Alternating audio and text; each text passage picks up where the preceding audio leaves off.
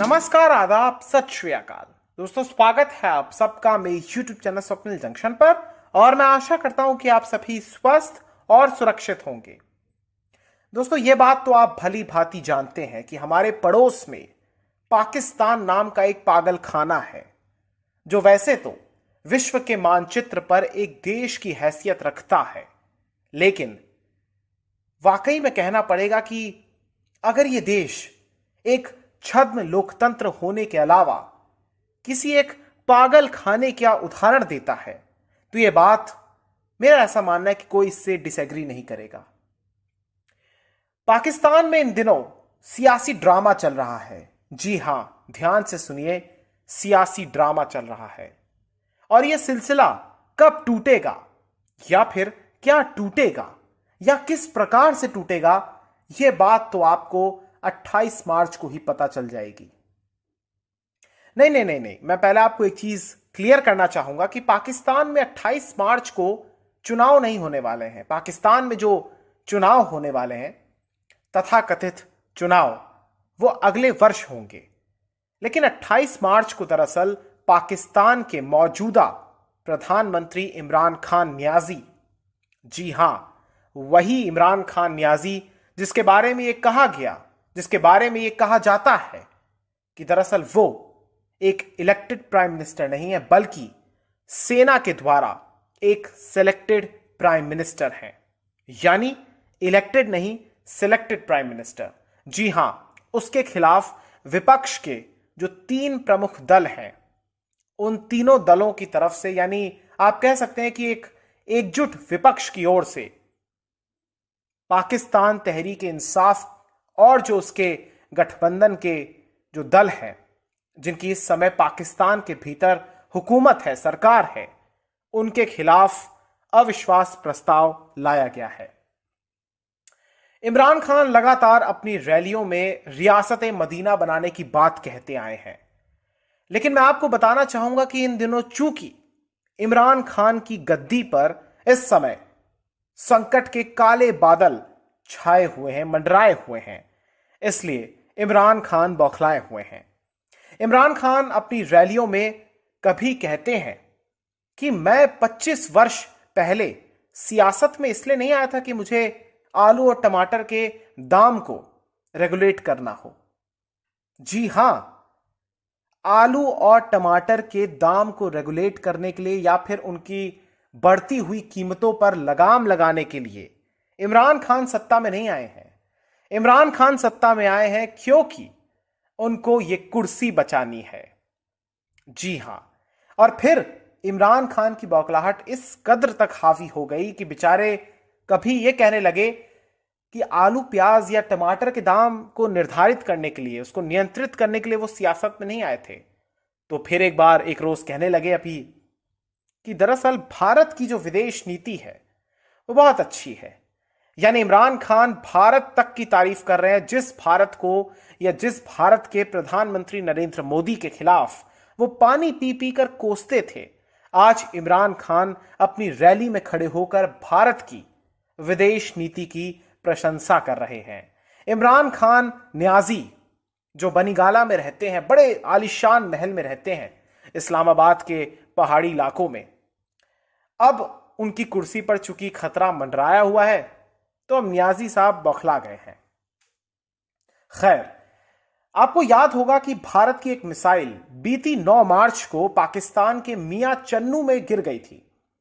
हालांकि उसके बाद आधिकारिक तौर पर रक्षा मंत्री राजनाथ सिंह जी ने संसद के पटल पर खड़े होकर सदन में इस बात को लेकर स्पष्टीकरण किया था कि भारत ने जानबूझकर या भारत ने किसी रणनीति के तहत इस मिसाइल को नहीं दागा था।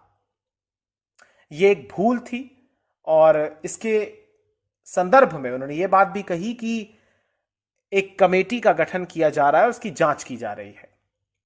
लेकिन वो जो मिसाइल थी उसमें हालांकि कोई वॉरहेड नहीं था, कोई हथियार नहीं लगा हुआ था, जिसके कारण पाकिस्तान में जान माल की कोई हानि तो नहीं हुई। लेकिन बेचारे वहां के प्रधानमंत्री इमरान खान, उनके ऊपर तो वहां के विपक्ष ने एक ऐसी सर्जिकल स्ट्राइक कर दी है कि अब इमरान खान नियाजी बौखला गए हैं और लगातार अपने समर्थकों को लाखों की तादाद में उन समर्थकों को जुटने के लिए बुला रहे हैं, आह्वान कर रहे हैं कि वो सब आए और जो पाकिस्तान की राजधानी है इस्लामाबाद, वहां पर जुटें और वहां पर फिर एक पूरा का पूरा मजमा लगे 27 तारीख को। मैं आपको याद करवाना चाहूंगा एक बार फिर से कि 28 मार्च को अविश्वास प्रस्ताव के लिए जो पाकिस्तान के प्रधानमंत्री इमरान खान के खिलाफ लाया गया उस पर वोटिंग होनी है, और उससे ठीक एक दिन पहले इमरान खान, ऐसा कहा जा रहा है कि 27 तारीख को इस्लामाबाद में शक्ति प्रदर्शन करके विपक्ष पर मानसिक मनोवैज्ञानिक तौर पर दबाव बनाने का प्रयास करेंगे।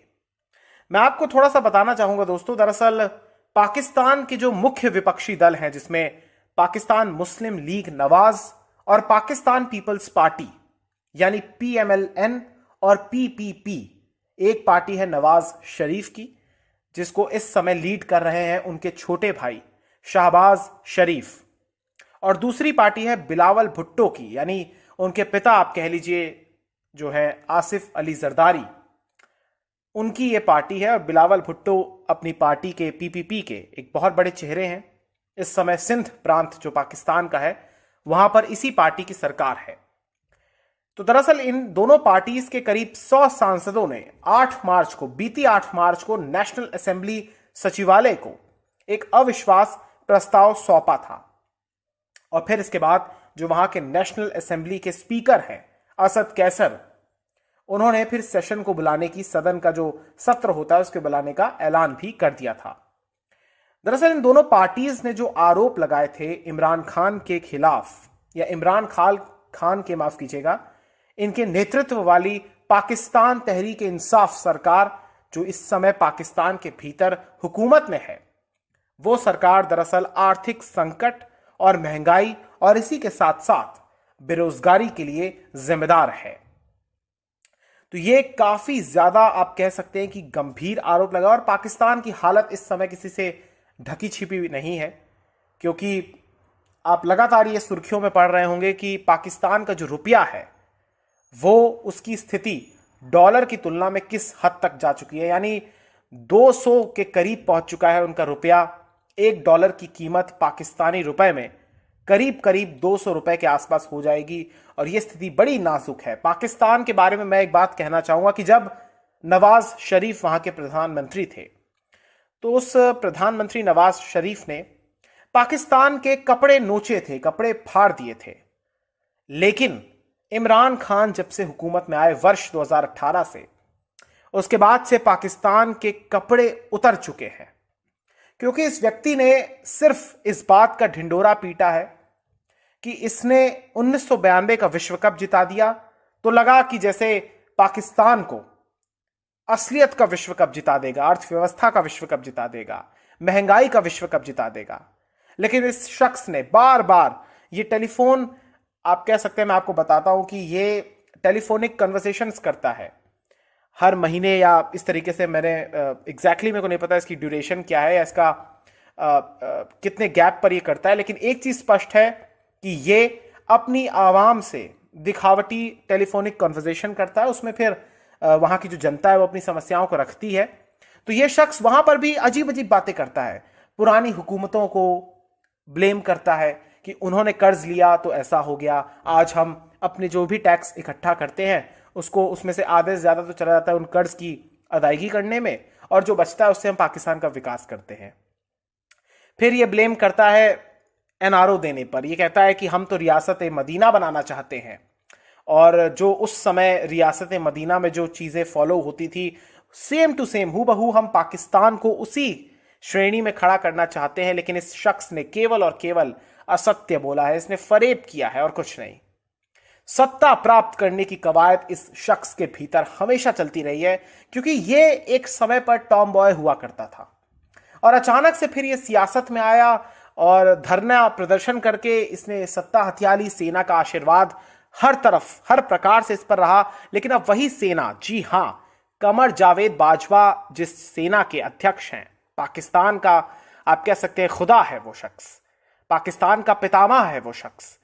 तो जो ये कमर जावेद बाजवा है, अब ये कहा जा रहा है कि कमर जावेद बाजवा दरअसल इमरान खान से नाराज हैं और कहीं ना कहीं इसमें एक बड़ा कारण ये रहा कि कमर जावेद बाजवा ये चाहते थे या ये सोचते थे कि अगर इमरान खान को लेकर आया जाएगा, जो कि एक पॉपुलर फेस है, निसंदेह इसमें किसी को कोई शक नहीं है, और इमरान खान की छवि आप कह सकते हैं कि एक सॉफ्ट पावर के तौर पर शायद उस शख्स ने सोचा होगा कि इमरान खान को अगर हम लेकर आते हैं तो शायद चाइनीज और अमेरिकन दोनों जो धड़े हैं, चीन हो या अमेरिका हो, उससे पाकिस्तान के रिश्ते संबंध अच्छे हो जाएंगे। भारत से भी कहा जाता है कि बाजवा चाहते हैं कि भारत से उनके संबंध पाकिस्तान के अच्छे हों। लेकिन इमरान खान जिस प्रकार से जहर उगलते हैं, जिस प्रकार से बेसर पैर की बातें करते हैं, उसने कहीं ना कहीं थोड़े से समझदार बाजवा की टेंशन भी बढ़ा दी। और प्लस जो पाकिस्तान के आईएसआई चीफ हुआ करते थे फैज हमीद, उस शख्स को यह कहा जाता है कि इमरान खान फैज हमीद को दरअसल आर्मी का चीफ बनाना चाहता था। और फिर उसके बाद जब उसका ट्रांसफर हुआ और फिर नदीम अंजुम को बनाया गया, ये सारी प्रक्रिया, तो ये तमाम चीजें जब हुई तो कहीं ना कहीं यह भी कहा जाने लगा कि शायद इमरान खान कहीं बर्खास्त ना कर दे कार्यकाल बढ़ाने के बजाय जनरल बाजवा का, क्योंकि जनरल बाजवा भी कोई दूध का धुला आदमी नहीं है। उसने भी अपना एक्सटेंशन बढ़ाया था। आपको याद होगा कि भारत हमला कर देगा इसलिए हम तैयार रहें, इसलिए हमें आप नेतृत्व हमारा बढ़ा दीजिए, हमारा कार्यकाल बढ़ा दीजिए। तो शख्स ने अपना ले लिया एक्सटेंशन। अब उसका एक्सटेंशन भी खत्म होने को आया है, तो अब वो अपने तरीके से चाल चल रहा है। और उसने ये पूरे तरीके से ये देखा जा रहा है कि जिस कमर जावेद बाजवा और उसकी पाकिस्तानी फौज ने कभी किसी जमाने में इमरान खान को समर्थन दिया था अपना, अब वही शख्स इस इमरान खान और उसकी गठबंधन सरकार जिसका ये नेतृत्व कर रहा है, उसके खिलाफ जो विपक्षी पार्टियां हैं उसको अब ये समर्थन दे रहा है। कह सकते हैं कि मौन स्वीकृति दे रहा है। तो दोस्तों ये सब चल रहा है वहां पर। हालांकि पाकिस्तान के जो मंत्री हैं, चाहे उसमें शेख रशीद हो, चाहे उसमें फवाद चौधरी हो, चाहे उसमें जो इमरान गुट के मंत्री हैं, वो लगातार कहीं ना कहीं अजीब अजीब बयान दे रहे हैं। इमरान खान रैलियां करके कभी खुदा का वास्ता दे रहा है, कभी कुरान का वास्ता दे रहा है, यानी धार्मिक एंगल एक देकर अपने समर्थन में वोट जुटाने के लिए, अपने समर्थन में आवाज को उठाने के लिए वो ये लड़ाई लड़ रहा है। चलिए मैं आपको थोड़ा सा नंबर गेम समझाता हूं, फिर इस मुद्दे पर आगे और चर्चा करेंगे। तो इमरान खान दरअसल इस समय वहां पर नेतृत्व कर रहे हैं, वहां की सरकार पर काबिज हैं, सत्ता पर काबिज हैं। और ये जो नेशनल असेंबली है उनकी, यानी संसद है उनका, उसमें 342 सदस्य हैं कुल मिलाकर, और इसमें 172 वोट्स की आवश्यकता होती है बहुमत के लिए। तो इसमें इमरान खान की जो पार्टी है उनके पास 155 सदस्य हैं। इमरान खान की पार्टी पाकिस्तान तहरीक इंसाफ, और उनके पास जो उनकी पार्टी के साथ जो कम से कम 6 राजनीतिक दलों के जो सदस्य हैं उनकी संख्या 23 है। तो इनका समर्थन इमरान खान को प्राप्त है। तो इमरान खान के कुल हो गए 178, यानी उसका कहना है कि वो बहुमत से अभी भी 6 ज्यादा है वोट्स। वहीं यह कहा जा रहा है कि 24 ऐसे सांसद हैं पाकिस्तान पीटीआई के या इसके सहयोगी दलों के, जो वहां पर इस्लामाबाद में स्थित सिंध हाउस में उनका जमावड़ा है, जो सेफ हाउस है वहां का, और वो जो 24 कम से कम जो हैं वो इसके खिलाफ वोट कर सकते हैं। तो लिहाजा इनकी नींदें उड़ी हुई हैं। अच्छा, शनिवार को दरअसल पाकिस्तान के प्रधानमंत्री इमरान खान की जो ये पार्टी है, इन्होंने जो असंतुष्ट सांसद हैं उनको दल बदल कानून के तहत कुछ नोटिस भी जारी किए हैं, और ये कहा गया है कि 26 मार्च तक स्पष्टीकरण दिया जाए। जबकि तो इस समय दरअसल वहां की स्थिति काफी नाजुक है, और जैसा कि मैंने आपको बताया कि वहां पर जो असंतुष्ट सांसद हैं वो इस समय इस्लामाबाद के सिंध हाउस में रह रहे हैं, जहां पर पाकिस्तान तहरीक इंसाफ पार्टी के जो कार्यकर्ता हैं उन्होंने हमला भी किया। और दिखावटी क्या कह सकते हैं, या एक बस होता है ना कि भाई हम आ गए और बस एक just for the sake of कि भाई हाँ लोकतंत्र है, हम पुलिस है, तो उन्होंने उन कार्यकर्ता जिन्होंने हमला भी किया अपने ही सहयोगियों पर, उनको दिखावे के तौर पर जीप में बैठाकर कहीं छोड़ दिया। अब मैं आपको बताता हूं दोस्तों, सिंध हाउस में जो कुछ सांसद हैं जिनके बारे में कहा जा रहा है, उसमें उनके नाम क्या क्या है, आप ध्यान से सुनिएगा। एक राजा रियाज नवाब शेर वसीर, राणा कासिम नून, गफ्फार वट्टू, नूर आलम खान, रियाज मजारी, बासित बुखारी, ख्वाजा शराज, अहमद हसन देहर, नुजहत पठान, रमेश कुमार और वजीहा अकरम ये प्रमुख तौर पर शामिल हैं और जो असंतुष्ट हैं, आप कह सकते हैं, जो उनके खिलाफ हैं। और अब देखना यह है कि क्या उस दिन होता है 28 तारीख को, क्योंकि ये संभावना है 28 मार्च को कि पाकिस्तान के प्रधानमंत्री इमरान खान की सरकार जा सकती है, यानी इमरान अब कुछ ही दिनों के मेहमान बच गए हैं। तो वाकई में सोचने की बात है कि जिस फौज ने उनको अपने सर का ताज बनाया इमरान खान को, आज वही इमरान खान की वो राजनीतिक हत्या करने पर तुली हुई है। और इसमें प्रमुख हथियार जो बने हैं वो बने हैं, जाहिर सी बात है कि पाकिस्तान के विपक्षी दल। पाकिस्तान की इस समय हालात बहुत बुरे हैं, बहुत नाजुक हैं, अर्थव्यवस्था बहुत नीचे है, डॉलर बहुत ही ज्यादा ऊपर हो चुका है, पाकिस्तान जो रुपया है उनका, उसकी कीमत बहुत नीचे आ गई है, बेरोजगारी चरम पर है, जो बेसिक फूड आइटम्स हैं डाइट के लिए जिनकी बहुत आवश्यकता होती है वो सब भी आज नीचे गिर चुका है। तो ये सारी चीजें हैं कि जिससे जनता त्रस्त है। और सियासतदान तो देखिए, आप जानते हैं हर देश के ऐसे होते हैं कि वो सत्तारूढ़ गठबंधन को या सत्तारूढ़ पार्टी को उन पर दोषारोपण करते हैं, लेकिन अब देखना यह है कि क्या जनता किस प्रकार से रिएक्ट करती है। बहरहाल पाकिस्तान के हालात मैंने आपको समझाने की कोशिश की। मैं उम्मीद करता हूं कि आपको ये वीडियो के माध्यम से समझ में आया होगा। हालांकि पिछले साल से ही मैं आपको बताना चाहूंगा कि ये लगातार ये चीज़ें चल रही थी और उससे पिछले साल से भी लॉन्ग मार्च और ये सब तमाम चीज़ें चल रही थी, सारी कवायद चल रही थी। लेकिन अब लगता है कि शायद इमरान खान के दिन पूरे हो सकते हैं। और पाकिस्तान में लगातार ये बात रही है कि उनका इतिहास हमेशा से ये बात रही है कि वहाँ पर जिस प्रकार से आप फौज के अगर आप खिलाफ जाते हैं तो फौज फिर ये बर्दाश्त नहीं कर पाती और विपक्ष को मोहरा बनाकर, इसी तरीके से नवाज शरीफ भी आए थे सत्ता में, इसी प्रकार से इमरान खान भी सत्ता में आए थे। और फिलहाल तो इमरान खान क्रिकेट की ही भाषा में कह रहे हैं कि भाई वो 3-3 विकेट गिरा देंगे एक इन स्विंग यॉर्कर फेंक कर। लेकिन इमरान खान को ये समझना चाहिए कि सियासत क्रिकेट का मैदान नहीं है, क्योंकि कहीं ना कहीं पाकिस्तान की जिस समय वो हुकूमत कर रहे हैं उनके सामने जो लोग हैं वो काफी ज्यादा अनुभवी हैं उनकी तुलना में, जिसमें शहबाज शरीफ हो या फिर आसिफ अली जरदारी हो जो कि पीपीपी के सह अध्यक्ष हैं, या फिर जमीयत उलेमाए फजल के जो अध्यक्ष हैं मौलाना फजलुर रहमान। ये लगातार हमला भी कर रहे हैं और लगातार एक प्रकार से ये जो 3 विकेट गिराने की बात भी कह रहे हैं, ये उन्हीं के खिलाफ ही कह रहे हैं। सो बेसिकली इमरान खान की इस समय हालत पतली है और इमरान खान ये उम्मीद ज़रूर कर रहे हैं कि उनकी सत्ता बच जाए, बस किसी तरीके से उनकी सत्ता बच जाए, क्योंकि पॉपुलैरिटी तो थी उनके पास। लेकिन अब ये भी कहा जा रहा है कि शायद अब इमरान खान की पॉपुलैरिटी गिर रही है।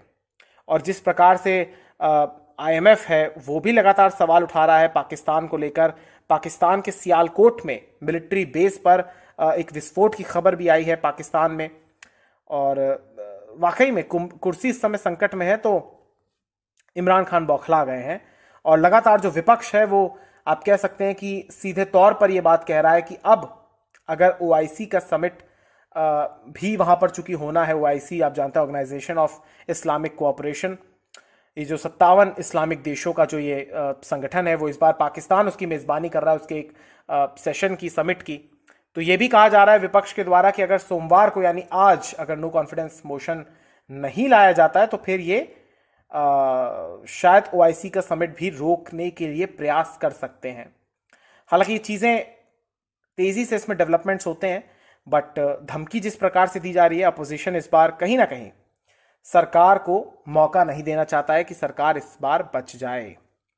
तो मैं आपको बताना चाहूंगा कि समर्थकों को 27 मार्च को राजधानी बुलाया है इमरान खान ने इस्लामाबाद में, और 28 मार्च को संसद में अविश्वास प्रस्ताव पर मतदान होना है। तो अब देखना यह है कि लाखों लोग अगर जुटते हैं, और इसी में यह भी कहा जा रहा है कि जो विपक्ष के जो कार्यकर्ता हैं उन्होंने भी आह्वान किया है कि वो भी जुटना शुरू हो जाए, तो कहीं पाकिस्तान में रक्तपात ना हो जाए, ये देखना है। हालांकि कागजों पर कई बार ये कहा जा रहा है कि 179 सांसदों का समर्थन है उनके पास, कोई कह रहा है 178 का है, कोई ये भी कह रहा है कि जो 24 सांसद हैं वो सेफ हाउस में हैं, यानी सिंध हाउस में, जो कि पाकिस्तान पीपल्स पार्टी के द्वारा नियंत्रित है। कुछ ऐसे 5 सांसद ऐसे भी हैं जो मौलाना फजलुर रहमान के साथ हैं। तो कहा जा रहा है कि विपक्ष के पाले में 200 से अधिक सांसद हो सकते हैं और इसीलिए इमरान खान फ्लोर टेस्ट से बच भी रहे हैं। और इमरान खान के लिए फ्लोर टेस्ट एक बहुत बहुत बड़ी चुनौती है और कानून व्यवस्था किस प्रकार से पाकिस्तान की रहे ये भी एक बहुत बड़ी चुनौती है। सो पाकिस्तान के लिए मैं वाकई में प्रार्थना करना चाहूँगा।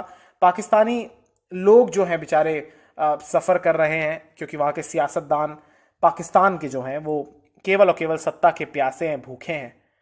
और अभी IMF ने भी उनसे पूछ लिया है कि भाई जो 1.5 बिलियन डॉलर्स हैं, 1.5 बिलियन डॉलर्स की जो सब्सिडी पैकेज है उसको आप कैसे फंड करेंगे। तो IMF भी अब लगातार सवाल उठा रहा है, पूछ रहा है। इमरान खान चौतरफा घिर चुके हैं और बस देखना यही होगा कि इमरान खान क्या प्रधानमंत्री बने रहते हैं अगले चुनाव से पहले तक, या फिर पाकिस्तान का जो खूनी इतिहास रहा है, बदनाम इतिहास रहा है लोकतंत्र के नाम पर, जो ढोंग वो रियासत करती आई है इस्लामिक रिपब्लिक ऑफ पाकिस्तान, क्या एक बार फिर से इमरान खान नाम के इस शख्स की एक और प्रधानमंत्री की राजनीतिक बलि दे दी जाएगी। बहुत बहुत शुक्रिया, बहुत बहुत धन्यवाद।